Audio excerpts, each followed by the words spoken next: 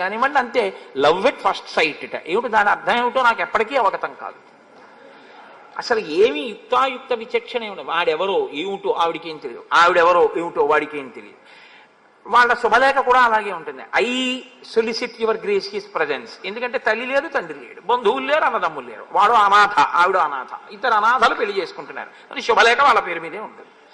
అంత దరిద్రమైన సంస్కృతికి ఇవాళ మనం దిగజారిపోయాం. కాబట్టి వికృతాచ విరూపాచ నేయం సదృశీతవా అలంకృత శిశికలాభ్యాం నిజతప ఫలాభ్యాం. ఒండరులు తపస్సుకు ఫలమై ఉన్నారు. తగునీ చక్రి విదర్భరాజసతకుం తథ్యంబు వైదర్భయం తగునీ చక్రికి. ఇంత మంచి తగునే దాంపత్యమీ ఇద్దరిం తగులంగట్టిన బ్రహ్మ నిర్పరి కదా. కాబట్టి ఒండరులు తగి ఉన్నారు అన్నమాట మనం అనాలి. ఆవిడంటోంది నీకు ఈవిడ తగినది కాదు, మీ ఇద్దరికి బావులేదు, ఆ దాంపత్యం చూడ్డానికి అందంగా లేదు ఈ సీత. కాబట్టి అహమేవానురూపాతే, నేనైతే నీ పక్కన బాగుంటాను. భార్య రూపేణ పశ్యమాం, కాబట్టి నీవు నన్ను భార్యగా స్వీకరిస్తే చాలా అందంగా ఉంటుంది. ఇమాం విరూపమసతీం కరాళాం నిర్ణతోదరీం అనేనతే సహభ్రాత్ర భక్షయిష్యామి మనుషీం. ఈవిడికి అసలు సీతమ్మ గురించి ఏం తెలిసిన ఇన్ని సర్టిఫికెట్లు ఇచ్చేసిందో మనకు అవగతం కాదు. ఇది శూర్పణఖయిందే అనుకోకండి. ఏమిటో తెలుసున్నట్టు ప్రతి వాడి గురించి అదే పనిగా అసలు ఎవరినైనా మీరు పరిచయం చేయగానే ప్రిజుడీస్ అని ఒకటి ఉంటుంది. రైల్లో ఎదురుగుండా వచ్చి ఎవరో ఒక ఆయన కూర్చుంటాడు, కూర్చోగానే పెట్టి జాగ్రత్త అంటాడు వీడు. అంటే ఎందుకు పెట్టి జాగ్రత్త అన్నారు అనుకోండి, ఆ గడ్డం అది ఆయన్ని చూస్తే అనుమానంగా ఉంది, ఆయన ఏదో రామాయణం చెప్పుకోవడానికి గడ్డం పెంచుకున్నాడేమో. కాబట్టి ప్రిజుడీస్ అంటే మనస్సులో ఉండేటటువంటి పక్షపాత ధోరణి చేత నిర్ణయానికి వచ్చేయడమే. ఆయన ఎవరు ఏమిటి ఏమక్కర్లేదు, ఓ మాట అనేయడమే. ఇమాం విరూపాం అసతీం, చాలా చెడ్డది వికృతమైన రూపంతో ఉంది ఈ సీత. కరాళాం, బాబోయ్ ఎంత భయంకరంగా ఉందో. ఎవరు శూర్పణఖ భయంకరమా, సీతమ్మ భయంకరమా? ఇంకా ఇంతకన్నా హాస్యమే ఉంటుందండి లోకంలో. నిర్ణతోదరీం, ఆ కడుపు చూడు లోపలికి పోయి ఎలా ఉందో. అనేనతే సహభ్రాత్ర, ఈవిడ ఆ లక్ష్మణుడు వీళ్ళిద్దరు ఏమిటి నీతోటి ఇలాగా? ఈవిడ పక్కనుంటే ఒప్పించి ఇప్పుడు ఆవిడ్ని దూరంగా పంపించి నన్ను భార్యాస్థానంలో కూర్చోపెట్టుకోవడం అనేటటువంటిది నీకు కొంచెం సమయం పడుతుందేమో. అంత సమయం నేను ఎదురు చూడడానికి సిద్ధంగా లేను. కాబట్టి ఏం చేస్తానంటే ఈ గొడవ వదిలిపోతే నన్ను స్వీకరిద్దాం అనుకుంటున్నాం. ఆ రాముడి చూపులు ఆవిడకి అంతే అర్థమయ్యాయి అనుకోవాలి. రాముడు ఆవిడ ఈ మాటలు చెప్పగానే అసలు ఇలా నోరు ఎళ్లబెట్టేసి నోటి వెంట చొంగ కార్చుకుంటూ, కొంతమంది రైల్లో వెళ్ళిపోతున్నటువంటి ఆడపిల్లల దగ్గర కిటికీల దగ్గర నిలబడి చూసేటటువంటి కీచకులు ఎలా ఉంటారో అలా ఆవిడ అనేసుకుని, రాముడు నా వంక పాపం ఎంతలా చూస్తున్నాడో, నన్ను తొందరగా భారీగా పొందుదాం అనుకుంటున్నాడు, ఈవిడ్ని ఎలా వదుల్చుకోవడం అనుకుంటున్నాడు, ఈవిడ్ని వదుల్చుకోవడం అనేటటువంటి కష్టం పాపం రాముడికి ఎందుకు పెట్టాలి, అదేదో నేనే తేల్చేస్తే సంతోషంగా నాతో తిరుగుదాం అనుకుంటున్నాడు అని ఈవిడే చెప్పేస్తోంది అంతే తీర్పు. భక్షయిష్యామి మానుషీం, దానికంత పెద్ద నువ్వేం కంగారు పడక్కర్లేదు, నేను తినేస్తాను వీళ్ళిద్దరిని, నేను తినేస్తాను, అప్పుడు నువ్వు నాతో సంసారం చేద్దు. ఆ తర్వాత ఈమె తినేస్తుందేమో కూడా అనుమానం. కాబట్టి తథ పర్వత శృంగాని వనాని వివిధాని చ పశ్యన్ సహ మయా కాంత దండకాం విచరిష్యతి. ఆ తర్వాత వీళ్ళిద్దరిని తినేయగానే మన ఇద్దరం ఏం చేయాలో తెలుసా? ఇంకా హనీమూన్కి బయలుదేరడమే. తథ పర్వత శృంగాని, పర్వత శిఖరముల మీద మన ఇద్దరం కలిసి వనాని వివిధాని చ, వివిధమైనటువంటి వనాల్లో పశ్యన్ సహ మయా కాంత, నాతో కలిసి దండకాం విచరిష్యతి, చక్కగా ఈ దండకారణ్యం అంతా మనం విహరిద్దాం. కాబట్టి నేను వీళ్ళిద్దరిని తినేస్తాను. ఇప్పుడు మీరు ఈ మాటల చేత ఏమి తెలుసుకోవలసి ఉంటుందంటే, అసలు ఆవిడ ఇప్పుడు రాముడు ఏం చెప్పినా వినడానికి సిద్ధంగా లేదు. విపరీతమైనటువంటి కామోద్రేకంతో, భావన వ్యగ్రతతో ఉంది. లోకంలో ఆడదాని యొక్క మనస్సుని సముద్రంతో పోలుస్తారు, పురుషుడి యొక్క మనస్సుని పర్వతంతో పోలుస్తారు. ఎందుకంటే క్రూర మృగాలు కానివ్వండి, ఎలకలు కానివ్వండి, పాములు కానివ్వండి, ఎన్ని అందులో చేరినా స్థిరంగా ఆయన నిలబడవలసి ఉంటుంది. సముద్రం బడబాగ్నిని కడుపులో పెట్టుకుంటుంది, పైకి గంభీరంగా ఉంటుంది. ఆడది ఎంత కష్టం ఉండనివ్వండి, పైకి సంసారంలో భర్తని వీధిలో పడేయకుండా లాక్కొస్తుంది సంసారాన్ని. వజ్రాలు కూడా కడుపులోనే ఉంటాయి, కానీ ఆవిడ మాత్రం ఎప్పుడూ పైకి గంభీరంగానే ఉంటుంది. అలా ఇప్పుడు ఈ ఆడదానితో చెయ్యి నోర్మోయ్ ఏమిటి మాట్లాడినాడు అనుకోండి, ఇంత భావన వ్యగ్రత ఎటువైపుకు వెడుతుందో, వెళ్ళి ఇది ఏ స్థితిని తీసుకొస్తుందో. ఒక ఆడదానితో అంత పరుషంగా మాట్లాడడం ఎందుకు? మహర్షి చెప్తున్నారుగా, సమీపే స్త్రీజనస్యచ. ఆడది పక్కనున్నప్పుడు ఆడదానితో మాట్లాడేటప్పుడు రాముడు బహుధా జాగ్రత్తగా ఉంటాడు. ఇది ఆయన దృష్టికోణం. కాబట్టి ఇప్పుడు ఈవిడ్ని ఏమిటా తప్పుడు మాటలు అనొక మాట అంటే ఈవిడ మనసు ఎలా విరుగుతుందో, దానివల్ల ఎటువంటి పరిణామాలు వస్తాయో భయానికి కాదు. కోరి కోరి ఎందుకు ఒక ఆడదాంతో అంత కఠినంగా ప్రవర్తించాలి? కాబట్టి కొంచెం హాస్యరసాన్ని మేళవించి, చిచి వీళ్ళు లొంగే మనుషులు కారు, వీళ్ళు ఇలాంటి వాళ్ళు వదిలిపారాయి అనేటటువంటి భావన ఆవిడ ఎందే మనం కల్పిస్తే బాగుంటుంది అని రామచంద్రమూర్తి అనుకున్నారు. అందుకని ఆయన అన్నారు, స్వచ్ఛయా శ్లక్షణయా వాచ స్మితపూర్వమథాబ్రవీత్. ఆయన మహర్షి చెప్పేటప్పుడే చెప్తున్నారు, స్వచ్ఛయ, పరిశుద్ధమైనటువంటి వాక్కు. ఆ వాక్కులో అవతల వారిని ఖేద పెట్టాలి అన్న ఉద్దేశం లేదు. అవతల వాళ్లతో విరసం ఎక్కువైన సరసమాడాలనేటటువంటి హృదయం ఉన్నవాడు కాడు. ఆయన హృదయం ఏమిటంటే ఆవిడ మనసు గాయపడకుండా పంపించేద్దాం. అందుకని ఇప్పుడు మృదువైన మాట, స్వచ్ఛమైనటువంటి మాట, స్మితపూర్వమథాబ్రవీత్. ఒక చిన్న చిరునవ్వుతో ఆయన మాట్లాడారు. ఆయన అన్నారు, కృతదారోస్మి భవతి భార్యేయం దయితామమ త్వద్విధానాం తు నారీణాం సుదుఃఖ ససపత్నత. ససపత్నత అంటే పక్కన వేరొక భార్యతో పురుషుడు ఉంటే ఆడది సంతోషించదు. ఒక్క భార్య ఉంటే ఆ భార్య పొందేటటువంటి ఆనందంతో పోల్చినప్పుడు వేరొక భార్యని కూడా పురుషుడు పొందితే ఆడదానికి ఎప్పుడూ మనశ్శాంతి ఉండదు. నేను కృతదారోస్మి భవతి, నేను భార్యని కలిగి ఉన్నవాణ్ణి, ఈమె యందు మనసున్నవాణ్ణి, ఈమె యందు నేను ప్రీతి కలిగి ఉన్నవాణ్ణి. కాబట్టి ఇప్పుడు నిన్ను నేను స్వీకరిస్తే నువ్వు నా వలన పొందేటటువంటి సుఖం కన్నా దుఃఖం ఎక్కువగా ఉంటుంది. ఎందుకంటే పక్కన సపత్ని ఇంకొక భార్య ఉంటుంది. ఆ భార్య ఉండగా మనసు కొంచెం ఖేదం పొందుతుంది. సౌందర్యలహరిలో శంకరాచార్యులు వారంతటి వారు కూడా చమత్కారం చేశారు. నవరసాలు చెప్తూ, శివే శృంగారార్ధ్ర తదితర జనే కుత్సనపరా సరోషా గంగాయాం అన్నారు. గంగ పట్ల రోషంతో ఉంది అమ్మవారు, ఎందుకంటే సపత్ని అన్న భావన చేత. అందుకని ఈ నాకు భార్య ఉంది కాబట్టి నువ్వు అంత సంతోషాన్ని పొందవు. నా భార్యగా నువ్వు ఉండాలి అన్న కోరిక కన్నా, అదిగో అక్కడ ఉన్నాడు చూసావా లక్ష్మణస్వామి, అపూర్వీ భార్యయా చార్ధీ తరుణ ప్రియదర్శన అనురూపస్యతే భర్త రూపస్యాస్య భవిష్యతి అని ఆయన చెప్తూ ఒక మాట అన్నాడు. ఆయన అసపత్నావరారోహే మేరుం అర్క ప్రభాయధ. ఆయన్ని నువ్వు ఎలా పొందుతావంటే మేరు పర్వతాన్ని సూర్యుని యొక్క తేజస్సు, ఆయన యొక్క ప్రకాశం పొందినట్లు పొందు. అంటే సూర్యప్రకాశం వెనక్కే వచ్చేస్తుంది మేరు పర్వతం మీద పడి. ఆ లక్ష్మణుడు ఉన్నాడే భార్య లేనివాడు, ఇతపూర్వం భార్యా సుఖాన్ని పొంది ఉన్నవాడు. కాబట్టి ఆయన నిన్ను భార్యగా దగ్గరుంచుకోవడానికి ఇష్టపడడానికి బహుశः అభ్యంతరం ఉండదు.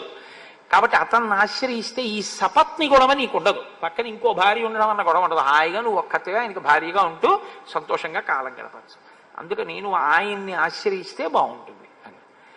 అంటే ఆవిడకి మీరు ఒకటి ఆలోచించండి, ఆవిడ మనసు ఎంత లీకిదో చూడండి.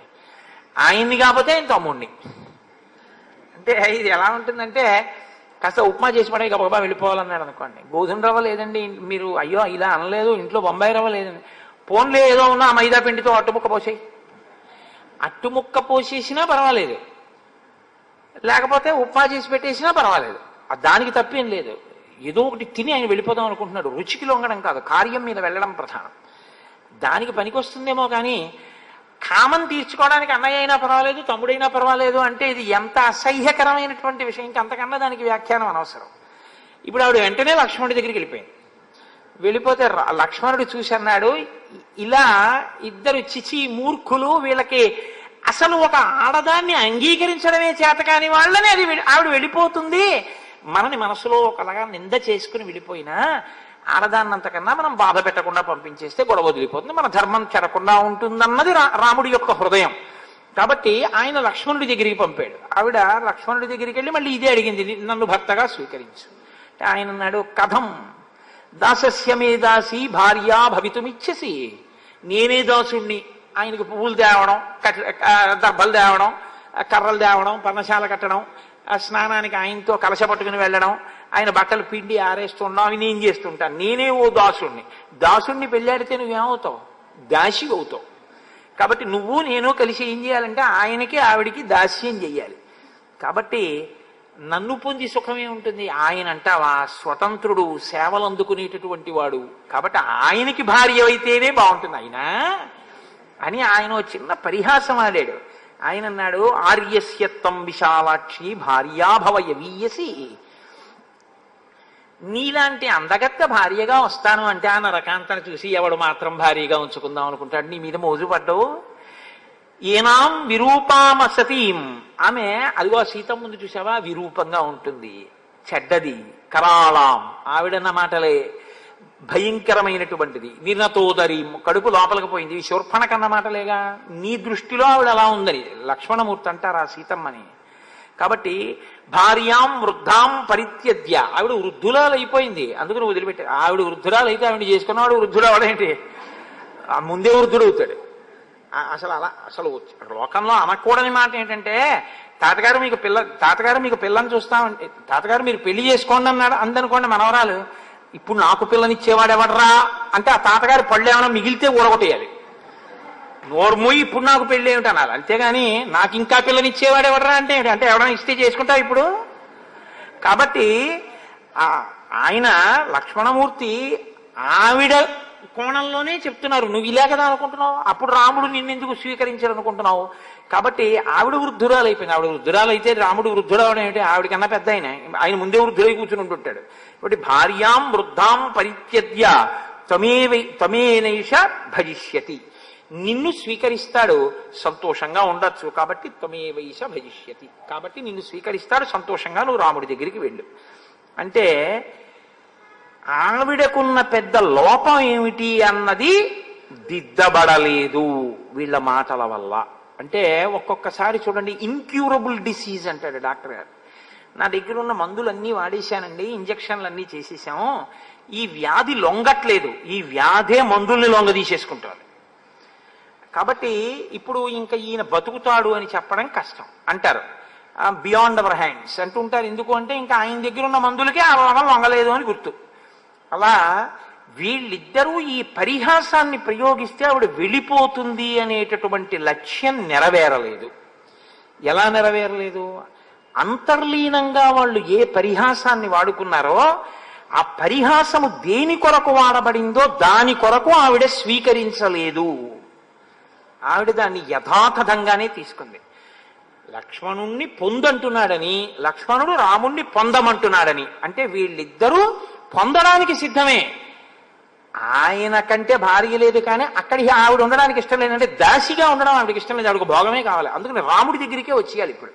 అంటే రాముడు కూడా ఇష్టపడుతున్నాడు, ఈయన చెప్తున్నాడు, కానీ ఈవిడే అడ్డొస్తోందన్నట్టుగానే అర్థమైంది ఆవిడకి. పరిహాసం అర్థం కాక మన్యతే తద్వచస్తభ్యం పరిహాస విచక్షణ. ఆవిడికి అసలు ఆ పరిహాసము అనేటటువంటిది ఎందుకు ప్రయోగించారన్న దాని తాత్పర్యము అర్థము కాలేదు. కాబట్టి ఆమె రాముడి దగ్గరికి వెళ్ళింది. మళ్ళీ సీతమ్మతో కూర్చుని పర్ణశాలలో ఆయన మాట్లాడుతున్నాడు. ఒక్కసారి ఆ వెళ్ళం మహోల్కా రోహిణీమివా, రోహిణీ నక్షత్రం మీద పడుతున్నటువంటి ఉల్క ఎలా పడిపోతుందో అలా పడిపోయి రామా, ఈమె నీ భార్యాస్థానంలో కుదరదు, ఇక్కడ ఉండడానికి వీల్లేదు, ఈవిని నేను తినేస్తాను, నీకు నేను భార్యనైపోతానని అమాంతం వెళ్ళి సీతమ్మ మీద పడిపోతే హడిలిపోయింది సీతమ్మ. వెంటనే రాముడు ఒక్కసారి హుంకారం చేశాడు. ఆ హుంకారానికి ఒక్క క్షణం ఆగింది. వెంటనే రాముడు లక్ష్మణుడి వంక తిరిగి అన్నాడు, క్రూరైరన అనార్యై సౌమిత్రే పరిహాస కదంచన. ఈమె చాలా క్రూరురాలు, అనార్యమైనటువంటి మనిషి. ఇటువంటి ఆవిడితో పరిహాసం కుదిరేటట్టుగా లేదు. ఇటువంటి ఆవిడితో ఎక్కువ పరిహాసం మంచిది కాదు కూడా. నా కార్య తస్య వైదేహీం కథంచిత్ సౌమ్య జీవతీం. కొంచెం నేను కానీ జాగరూకుడనై ఉండి ఉండకపోతే సీతమ్మ బతికి ఉండేది కాదేమో, అమాంతం కొరికి తినేస్తుంది కూడా. కాబట్టి ఇమాం విరూపాం అసతీం, ఈమెని ఇటువంటి చెడ్డ మనిషిని విరూపం చేసేసాయి. ఎందుకంటే ఈమె నేను మంచి స్వరూపిణి అన్న భావనతో కామోద్రిక్తయ్యి ప్రవర్తించకూడని రీతిలో ప్రవర్తిస్తోంది.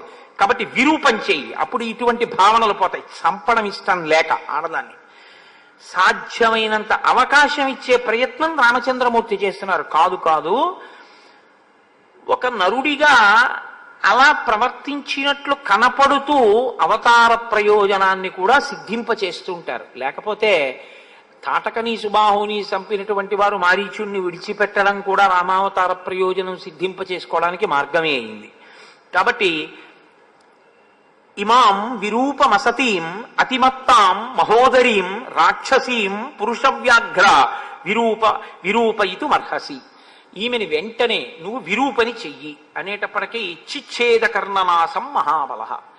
అక్కడే ఉన్నటువంటి ఖడ్గాన్ని తీసి లక్ష్మణమూర్తి ఆమె యొక్క ముక్కు చెవులు కోసేశాడు. ముక్కు చెవులు కోసేస్తే చాలా విరూపంగా ఉంటారు కదండి. చెవులు అనేటటువంటివి ఏదో కళ్ళజోడు పెట్టుకోవడానికి బాగుండేవిలా ఉంటాయి అనిపిస్తుందేమో, కానీ నేను ఒకసారి రైల్లో వెళ్తున్నప్పుడు నేను నిద్రపోతుండగా లోయర్ బెర్త్లో ఉండగా పక్క బెర్త్లోకి ఎవరో రాత్రి వేళ ఏదో జాయినింగ్ ఎట్ సో స్టేషన్స్ ఉంటారు కదా, వచ్చి పడుకున్నారు. అయిపోయిందా, దుప్పటి కప్పారు, పడుకోబెట్టారు. ఆ మర్నాడు నేను ఉదయం నిద్ర లేచి మొహం కడుక్కుని కూర్చున్నాను. సికింద్రాబాద్లో దిగిపోవాలి. సికింద్రాబాద్ అంటే ఎంతసేపు పడుతుంది, గోదావరి ఎక్స్ప్రెస్. ఆ రోజుల్లో గౌతమి లేదు. ఆయన ఈ పడుకున్న అయినటువంటి ముఖం నుంచి బట్ట కిందకి జారిపోయింది. నాకు ఒక 2 రోజులు భోజనం సహించలేదు. కారణం ఏంటంటే ఆయన ఏ అగ్ని ప్రమాదానికి లోనయ్యాడో నాకు తెలియదు, కానీ ఆయన కనుగుడ్లు, ముక్కు, చెవులు అన్నీ కాలిపోయాయి. కాలిపోవడంలో ఈ ముక్కుకు బదులు 2 కన్నాలు మాత్రమే కనపడుతున్నాయి. ఈ చెవులు తీసేసి వీటి బదులు ఇక్కడ 2 కన్నాలు కనపడుతున్నాయి.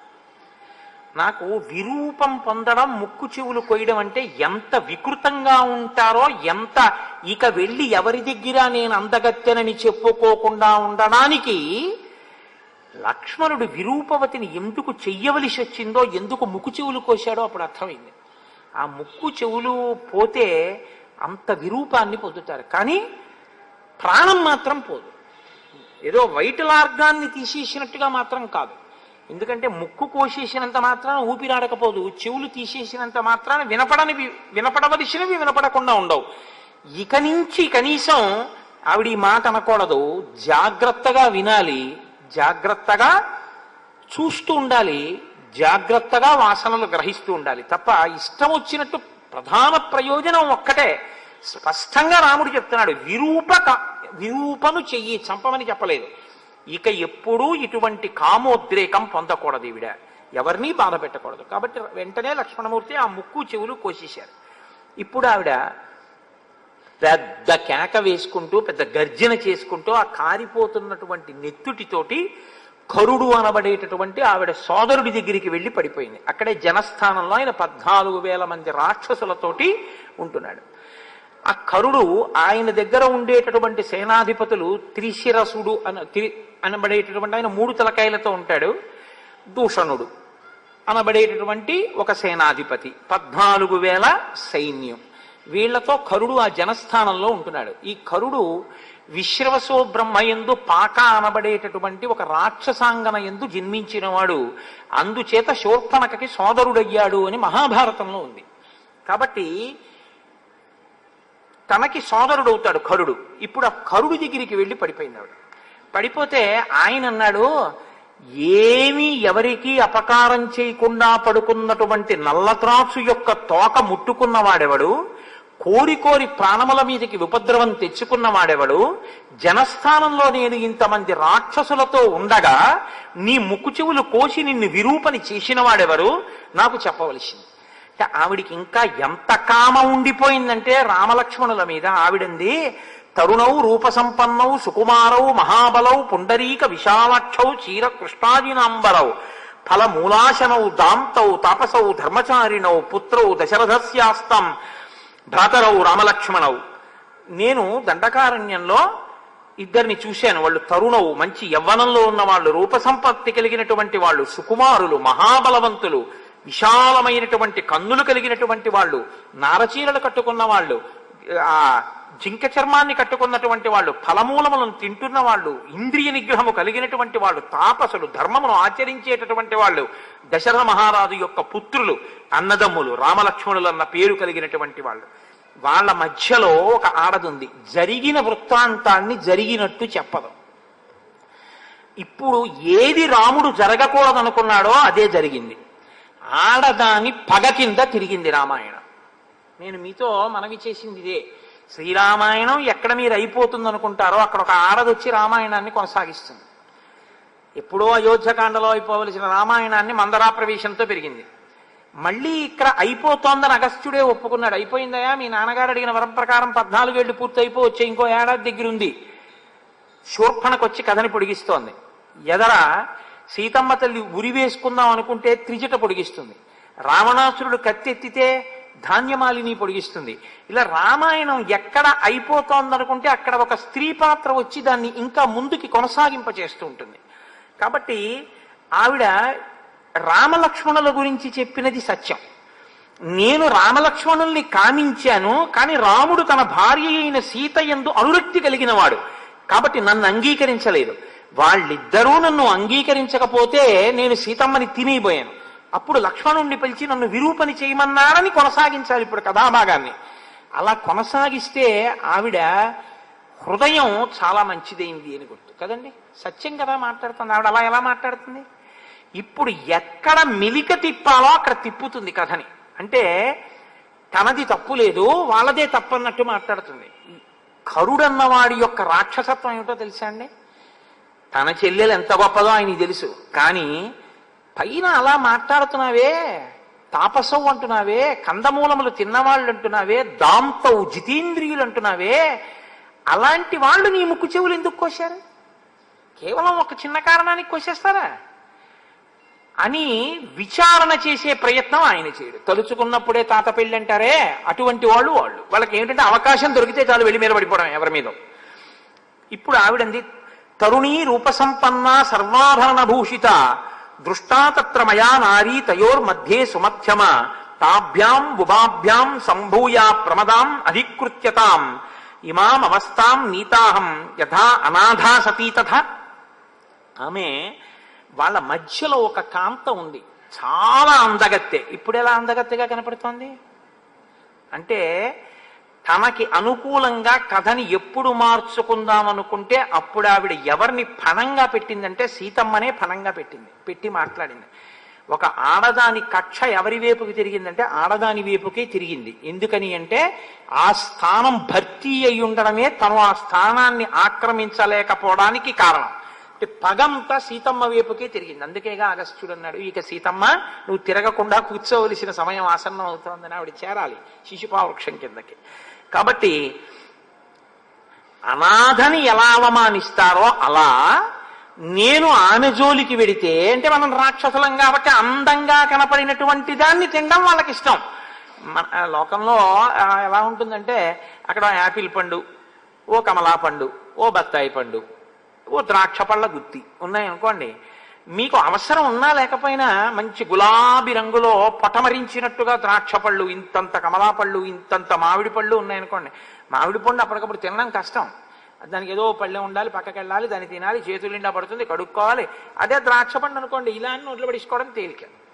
కాబట్టి ఆ ముగ్గురులో నువ్వు సీతనే ఎందుకు తిందాం అనుకున్నావు ముందు? ఓ ద్రాక్ష పండు అంత నదరగా ఉంది కాబట్టి నేను సీతమ్మని తినడం కోసమని వెళ్ళాను, సీతమ్మ జోలికి వెళ్ళాను. వాళ్ళిద్దరు ఏం చేశారో తెలుసా? ఆ పాటి దానికి ఇలా కోసేశారు ముక్కు చెవులు, విరూపం చేసేశారు. నీ దగ్గరికి వచ్చి పడిపోయాను, అన్నయ్య నువ్వు నన్ను సఫలీకృత మనోరథను చెయ్యాలి. ఇప్పుడు నా కోరిక ఏమిటో తెలుసా? సఫేనం పాతుమిచ్చామి రుధిరం రణమూర్ధని.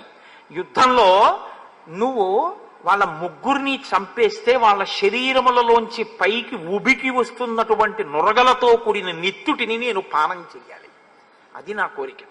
కాబట్టి నువ్వు వెంటనే వాళ్ళ ముగ్గురిని చంపే. అది ఏమన్నా చిన్న పని అండి, వెళ్ళి ఒకసారి ఉత్తరీయం అడిగి పట్టరా అన్నంత తేలికేం కాదు కదా. అంతే. ఆయన ఉద్ధతి కూడా అలాగే ఉంటుంది. రాక్షసుడు అంటే వినదగునెవ్వరు చెప్పినా అన్నట్లుగా వినినంతనే వేగపడక వివరింపదగున్ కనికల్ల నిజము తెలిసిన మనుజుడే పోనీతి పరుడు మహిళోషుమతి. ఆయనకి అదేం అక్కర్లేదు. విన్నాడంతే పగ. ఎక్కడెక్కడ ఎవడి మీద తగువుకెళ్ళడానికి అవకాశం దొరుకుతూ ఉంటుందా అని వాళ్ళు వెతుక్కుంటుంటారు. అప్పుడు వెంటనే ఆయన ఏమన్నాడంటే 14 మహాబలాన్, ఓ 14 మంది బలవంతులైనటువంటి వాళ్ళని పిలిచాడు. పిలిచి మీరు ఆ రామచంద్రమూర్తి మీదకి యుద్ధానికి వెళ్ళండి, రామలక్ష్మణుల్ని సంహరించి రండి. వాళ్ళు అనుకున్నారు సీతారామలక్ష్మణులు తాపసులు నరులు, పెద్ద చంపడం పెద్ద విశేషం ఏమిటి, వాళ్ళు పెద్ద గంటకత్తులు వేసుకుని వెళ్ళిపోయారు. దాని గురించి పెద్ద నేనేం వర్ణన చేయవలసిన అవసరం అందులో ఏం ఉండదు. వాళ్ళు వెళ్ళిపోయి ఆయన్ని యుద్ధానికి పిలిచారు. ఆయన అన్నాడు మీరెవరు, ఎందుకు వచ్చారు యుద్ధానికి అని అడిగాడు. ఆయన విషయం కనుక్కోకుండా అలా వీళ్ళల్లా ఆయన చంపేస్తే అప్పుడు రాముడికి కరుడికి తేడా ఏమి ఉండదు. అంటే వాళ్ళు ఇదిగో ఫలానా కారణానికి నువ్వు శూర్పణకి అవమానం చేసావుట, అందుకని నిన్ను చంపేయడానికి వచ్చేసాము అన్నారు. ఆయన అన్నాడు మీరు నన్ను చంపేయడం ఏమిటి, నేను ఒక ధార్మికమైన మార్గంలో ఉన్నవాణ్ణి, ధార్మికమైన నిష్ట కలిగినటువంటి వాణ్ణి. మీరు నా జోలికి వస్తే మాత్రం మీరు 14 మంది మిగలరని గుర్తించండి. వాళ్ళు అలా ఏం మాటలకి వినేటటువంటి వాళ్ళు కారు.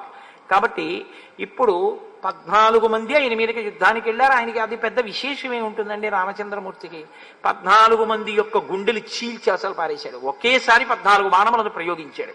అవి వీళ్ళ గుండెలను చీల్చి భూమిలో గుచ్చుకుని వెనక్కి తిరిగి వచ్చాయి. 14 మంది తెగటారిపోయారు. విచిత్రం ఏమిటంటే దీనికి ముక్కు చెవులు తెగిపోయి ఇంకా నెత్తురు కారుతున్నా ఈవిడ కూడా వచ్చింది వెనకాల శోభనకి.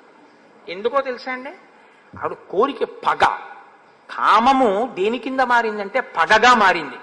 ఇది కదూ లలితా సహస్రనామ స్తోత్రంలో అమ్మవారి చేతిలో ఒక చేతిలో 5 పుష్పబాణములు ఉంటాయి. మనోరూపేక్షకోదండ పంచతన్మాత్రశాయక. ఆవిడ క్రోధాకార అంకుశోజ్వల. అమ్మవారి అనుగ్రహం ఉంటే నాకు ఈ దిక్కుమాల కోపం ఏమిటని కోపం మీద కోపం వస్తుంది. కోపం మీద కోపం వచ్చింది అంటే మీరు సాధకుడు అయ్యారని గుర్తు. అమ్మవారి అనుగ్రహం ఉంటే కోపం మీద కోపం, అమ్మవారి అనుగ్రహం లేనంతసేపు కామం తీరకపోతే కోపం, తీరితే తృప్తి, తీరకపోతే కోపం. అక్క చెల్లెలు 2 పక్క పక్కనే ఉంటాయి. కాబట్టి ఇప్పుడు ఆవిడికి కోరిక తీరలేదు కాబట్టి ఏది పుట్టింది, పక్కన పగ పుట్టింది. ఇప్పుడు ఆ పగ చల్లారాలంటే తన కళ్ళతో చూడాలి, సీతారామ లక్ష్మణులు తెగటారిపోవాలి, ఆ నిత్తురు జుర్రుకోవాలి. అదేమిటి అంత కామించిన స్త్రీ అలా చెయ్యొచ్చా అంటే ఇదే రాక్షసత్వము అన్న మాటకి ప్రతీక. నాకు దక్కకపోతే యాసిడ్ పోసేస్తా అన్నాడు అనుకోండి, ఎప్పుడో రామాయణం అని మీరు అనుకోవద్దు, ఇప్పటికీ శూర్పణక బతికే ఉంది ఆయన యందు అని గుర్తు. తనకి దక్కకపోతే నెత్తురు తాగేస్తాడంతే, చంపేస్తాడు అవతల వాళ్ళని. అంటే ఎంత రాక్షసత్వమో చూడండి. తనకే దక్కాలి, దక్కకపోతే నెత్తురే తాగుతాను. అందుకు వచ్చింది ఆవిడ వెనకాతల. కానీ ఇప్పుడు ఆవిడ అనుకోని పరిణామం ఏమిటంటే 14 మంది చచ్చిపోవడం. ఇప్పుడు మళ్ళీ కాబట్టి ఏం చేసింది, మళ్ళీ పరిగెత్తుకుంటూ కరుడి దగ్గరికి పోయి ఆ కరుడితో మళ్ళీ మొరబెట్టుకుంది. 14 మందిని కనురెప్పపాటులో కొట్టేశాడు. నువ్వేమిటనుకుంటున్నావు, మహావీరుణ్ణి అనుకుంటున్నావా? దండకారణ్యంలో ఋషులందరినీ రక్షిస్తానంటున్నాడు. ఉగ్రమూర్తి, మహానుభావుడు, తెగటార్చేస్తాడు. 14 మంది పనికి రాకుండా పోయారు రాముడి ముందు. ఈయన ఉద్ధతి ఎటువంటిదంటే ఈయన వెంటనే అన్నాడు 14,000 మంది రాక్షసుల్ని సిద్ధం చేయండి, నా రథం సిద్ధం చేయండి, దూషణుణ్ణి పిలవండి, త్రిశిరసుడిని పిలవండి, ముగ్గురం కలిసి ఈ సైన్యాన్ని తీసుకుని యుద్ధానికి ఎడతా ఉన్నాడు. అందరూ కలిసి బయలుదేరారు. ఆ బయలుదేరుతున్నప్పుడు కరుడికి కొన్ని అపశకునములు కనపడ్డాయి. రామాయణం ఒక శకున శాస్త్రం కూడా, అందులో శకునముల గురించి కూడా మాట్లాడతారు. నిష్కారణంగా గాలి లేకుండా ధూళి పైకి రేగింది. ఆకాశంలో సూర్యుడి చుట్టూ ఒక కొరివి పట్టుకుని, అది ప్రత్యేకించి ఎప్పుడు కనపడుతూ ఉంటుందంటే దీపావళి పండుగ రోజున కాకర పువ్వు చేతితో పట్టుకుని పిల్లలు ఇలా తిప్పుతూ ఉంటారు. ఇలా తిప్పుతుంటే ఒక జ్వాలాచక్రం ఏర్పడుతుంది, ఎర్రటి కాంతి చక్రం తిరుగుతున్నట్టు ఉంటుంది. అటువంటిది ఎలా ఉంటుందో అటువంటి పరివేశం ఒకటి సూర్యుడి చుట్టూ పట్టుకుంది. నక్కలు ఎదురుగుండా వచ్చి నోళ్లు తెరిచి అరుస్తున్నాయి. కారణం లేకుండా గుర్రములు తొట్టుపడ్డాయి. ఒక్కసారి ఎక్కడి నుంచో ఒక గ్రద్ద వచ్చి కరుడి యొక్క పతాకం మీద వాలి ఎగిరింది. చెట్ల నుంచి అకస్మాత్తుగా పువ్వులు పళ్ళు కింద పడ్డాయి. పట్ట పగటి వేళ ఆకాశంలో నక్షత్రాలు కనపడ్డాయి. ఉల్కలు నేల మీద పడ్డాయి. సూర్యుడు అకస్మాత్తుగా మేఘాలలో వెళ్ళిపోయి బాగా చీకటి ఆవరించింది. ఇన్ని జరిగితే దుర్నిమిత్తములని తాను ససైన్యంగా మరణిస్తానని కరుడు తెలుసుకున్నాడు.